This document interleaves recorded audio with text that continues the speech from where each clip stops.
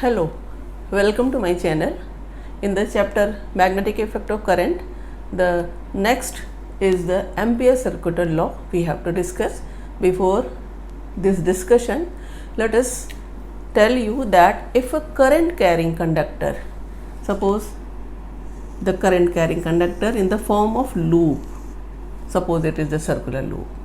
So if the current in this loop is counterclockwise, anti-clockwise, then this current carrying conductor behaves like a magnet. Then which pole at this side of the loop, which magnetic pole will become this face of the wire will behave like which pole of the magnet? How will you determine? If you suppose that the conductor is, we write here to show the direction of current in the conductor, I have written this N. Look at the ends of N in the spherical way, I have written N, and look here that right hand thumb rule is the rule to determine magnetic field. Look here that the magnetic field is around a current carrying loop perpendicular to the plane upward as per right hand thumb rule, and you know from the north pole of the magnet field lines are, they begin. So here the current carrying loop has current in this direction, that is counterclockwise direction. This is also called the clock rule. Then the phase of that current carrying loop behaves like the north pole. Similarly, if the current carrying conductor has the closed circular shape and current I is flowing in the clockwise direction, then like which magnetic pole it will behave? Again, I have drawn this S, and look how can you draw the direction of current in the outer periphery of the conductor circular loop. The direction of current is shown, and look in the S at the extremes how the direction of currents are. So if the direction of current is in this way, look here, this is clockwise, then the phase of that current carrying loop behaves like the south pole. So in fact, if there is a current carrying loop, and how to determine the direction, look that if this is the current carrying loop, look my finger, if this is the current carrying loop, then how to decide? Every current carrying loop is like a magnet, and look my finger, suppose you are standing in front, then what are you observing? In which direction my finger is rotating? That is clockwise. So this direction of current and this phase of the circular loop will behave like the south pole, how the thumb will go inside. And again, if the direction of current is this and some person is standing at this side, then what will be the observation? Look, if for that person, if the direction of current from this side is clockwise, then what will be the direction of current for the person standing behind? Now the same direction I am rotating the finger, but what you observe that now this is the anti-clockwise. So there is a current carrying loop. If the person is standing here and the direction of current is this, then this phase will behave like the north pole, and the current is, again I am giving the current is in the same direction, and the person at this side will see that this phase is behaving like the south pole. So every current carrying conductor circular loop has its magnetic behavior, that is which phase as north pole and which phase at south pole. Now the very important law, that is Ampere circuital law, which has been derived from the Biot-Savart's law. What is its need? How it has been derived and what is its use? Before that, look, what is this law? We know that for any distribution of charges in case of electrostatics, if we have to find the net electric field, how we find? We find the net electric field, that is by the vector sum of net electric field using Coulomb's law. What is Coulomb's law? That is 1 upon 4 pi epsilon naught. This dE equal to 1 upon 4 pi epsilon naught. This dq upon r square, or in the vector form you can write here this r cube into this vector r.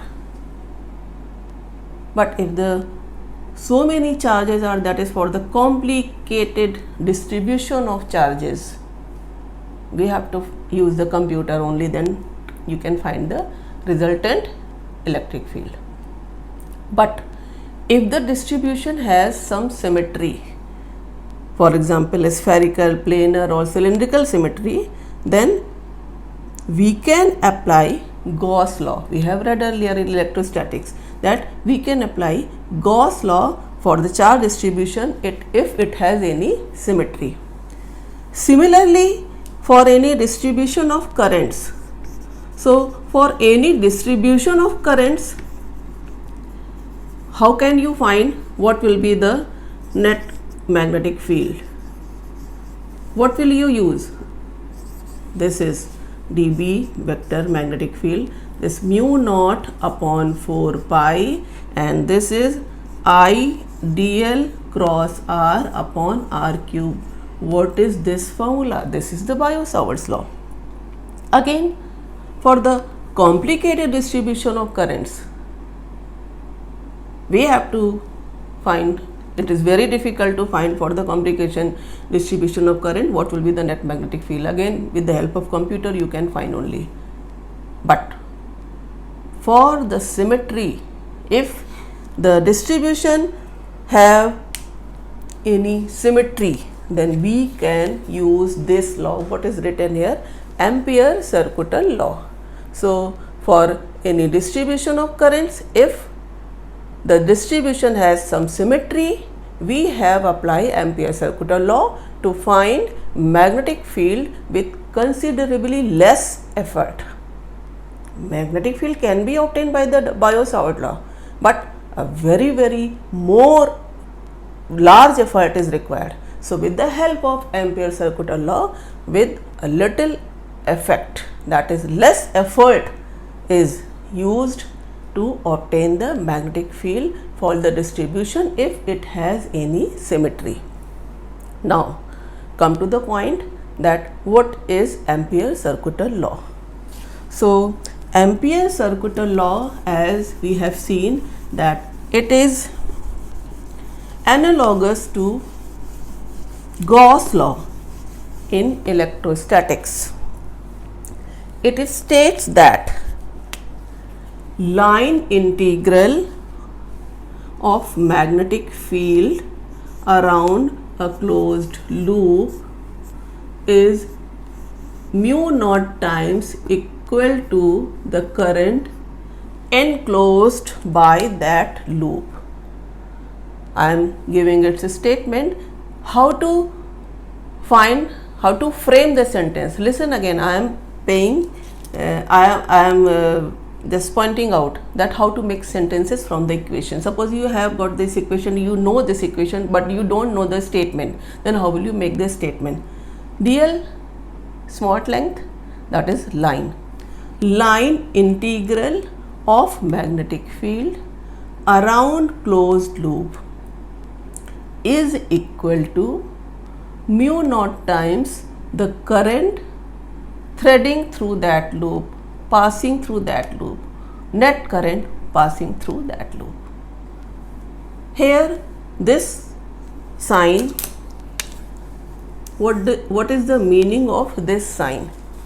Look here, integration sign you know, but if this is the simple, this curve is shown here at the integration sign, then this curl, this total sign means dot product of B and dl to be integrated around a closed loop.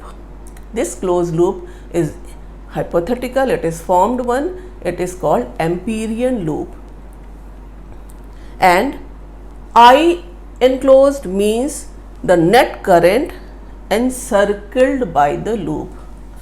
For example, suppose, so this can be written as B cos theta dl equal to mu naught I enclosed. Suppose if there is a current carrying conductor having current perpendicular to the plane upwards and another conductor having currents perpendicular to the plane downwards, one more conductor here having currents upward.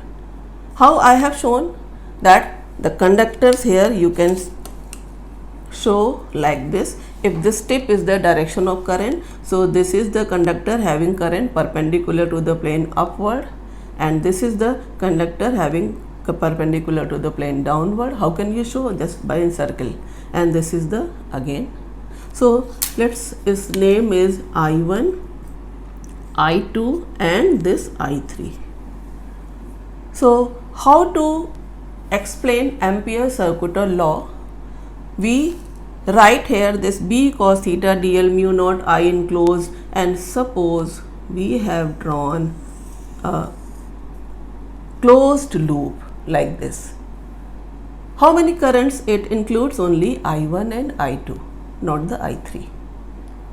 Now what I am going to say here, that we mentally divide the loop into differential vector element dl. Suppose we take this vector element dl and this vector element dl, this is Amperian loop we have drawn here, and this at the loop we have divided Amperian loop in so many dl, so I have selected this one of the length dl. Now if this is the length dl, this is I2, I write here this is the length dl, and we draw a vector showing the magnetic field B here. So we take the dl and at this point dl we draw the vector B to show the magnetic field at this point. We have assumed counterclockwise direction marked on the loop like this. That is, we are assuming that the loop is, we are taking the direction counterclockwise. Now this counterclockwise direction indicates the arbitrarily chosen direction of integration, this one, for equation this B cos theta dl equal to mu naught I enclosed.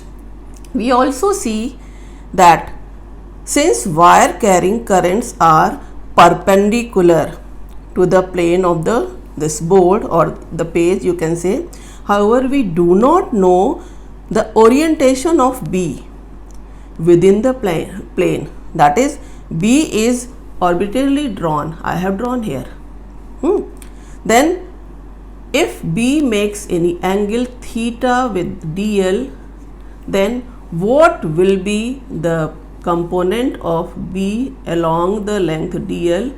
This you can write, what will you write here? If this is B, then this will be B cos theta. So B cos theta and dl are tangential to the Amperian loop. This is called Amperian loop you have drawn, and this dl and B cos theta are tangential to the Amperian loop. Now we can interpret the integration as being the summation of all such loops and such products B cos theta into dl. They are summed up, and we assume that if we assume that the counterclockwise direction chosen for us for the integration, we are integrating this equation in the counterclockwise direction, then we curl our right hand fingers in that direction. What do we observe? That if the thumb is denoting the current, any of the current which is encircled by the loop, then that is positive. Look, which current is indicating? I1, because I1 is perpendicular upward and thumb is also perpendicular upward. Then this I1 is assigned as positive sign, and this I2, since it is opposite to the thumb, then it is assigned with negative sign. So listen again, at the Amperian loop we can assume that DL and B cos theta, their product at every point on the Amperian loop and their sum. And in going in the counterclockwise direction, that is direction of integration, if the curling of the finger and thumb are adjusted like I am showing here, that curling of the finger is in the direction of integration and thumb denotes the direction of current, then all the currents parallel to thumb are assigned positive, which are passing through the Amperian loop, and those which are opposite to thumb, they are assigned as negative sign. So what will you write here? That this integration, this B cos theta dl, what it will give? Look here, it will give mu naught, within bracket I1 is plus and I2 is negative. Then what will you write? I1 minus I2. That is why it is written enclosed. I1, I2 are enclosed, but I1 is taken positive and I2 is negative. So in this way we apply the integration direction of integration, and how to assign the signs of the currents. Now from equation, this B cos theta dl equal to this one mu naught I enclosed, if magnitude of B is positive, then the direction we have assumed for B is correct. If we are getting positive, then direction of B is correct. That is, it depends on theta also. Theta will give the cos theta positive negative sign. And if it is coming negative, what we have to do? We redraw the B in the opposite direction. We draw the B vector in the opposite direction. Now, why not I3 contribute? Look, the contribution of I3. This I3 contributes to the magnetic field, its magnitude. Here B cos theta dl you have written. So I3 contributes to the magnetic field magnitude B on the left hand side of the equation, but it is not needed on the right hand side. Why? Because the contributions of I3, this I3 which is outside the loop, Amperian loop. So why it is not considered at the RHS? Because the contributions of I3 to the magnetic field cancels out as the integration in equation of B cos theta dl equal to this. So since contribution of I3 cancels out and we have not taken I3 in this Amperian loop. Why? Because contribution encircled to the current is important for us. So encircled currents are I1 and I2. So I3 has its effect on B, but it is not assumed on the RHS, because RHS is assumed only for the encircled currents. So this is encircled current, it denotes only I1 and I2. So listen again what I am saying, that I3 contributes to the magnetic field magnitude B on LHS of this equation, but it is not needed on the RHS. Why? Because the contributions of I3 to the magnetic field cancel out as the integration in equation this. Why not this? Because they are encircled, so their contribution to the magnetic field is not cancelled out. So it is the Ampere circuital law. Now in the figure we have seen the Ampere circuital law like this. Now if we apply this law to find the magnetic field of a wire of finite length, Then how will you apply? We take the symmetry. Since we know that Ampere's circuital law states that B dot dl, that is dot product of B and dl, equal to mu naught I enclosed. So this B dot dl can be written as BL. This BL, because B, you can write here B, and this is the integration L equal to mu naught I enclosed, and this dl is length. So the total length equal to mu naught I enclosed. For infinite length wire, how will you find B? You have already seen the derivation of, for infinite length wire, the magnetic field B using Biot-Savart law. Again I am saying this Ampere's circuital law is to obtain the same expression with the very little effort, less effort. How? Look here. If the wire carrying current is of infinite length, so suppose this is of infinite length wire and current is I. We suppose that at the point R, at the point P, which is situated at the distance R, we have to find the magnetic field. So what can you say that around the wire the point P will be everywhere? What can you say? This has spherical symmetry. This point P will be here at the distance R, this point will be here from the wire at the distance R, this point will be here at the from the wire at the distance R. So this has spherical symmetry. That's why Ampere's circuital law, the distribution for the current distribution, if the symmetry occurs, then it is very useful to utilize. So what we have assumed here, we have drawn an Amperian loop of radius R. Suppose of radius R means that the wire, the point P may lie anywhere, P here, here, anywhere. Suppose at this point P we have to find the magnetic field. Then use this equation. What will be the length of this loop of radius R? What will be this? dl. Simply 2 pi R. Put this value here. So B into 2 pi R, this equal to mu naught I enclosed. This is the I. This is threading through the wire.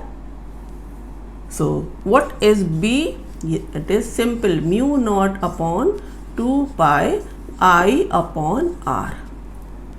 This result we have obtained using Biot-Savart law, but using integration and having very more effort, applied very more large effort, then we got this result. And Ampere's circuital law, using this equation with a little effort, we got the same result for magnetic field due to current carrying wire of infinite length. Now what conclusion you can draw for this result? Look that this B possesses the cylindrical symmetry. The field B that normally can depend on 3 coordinates, but here only on R.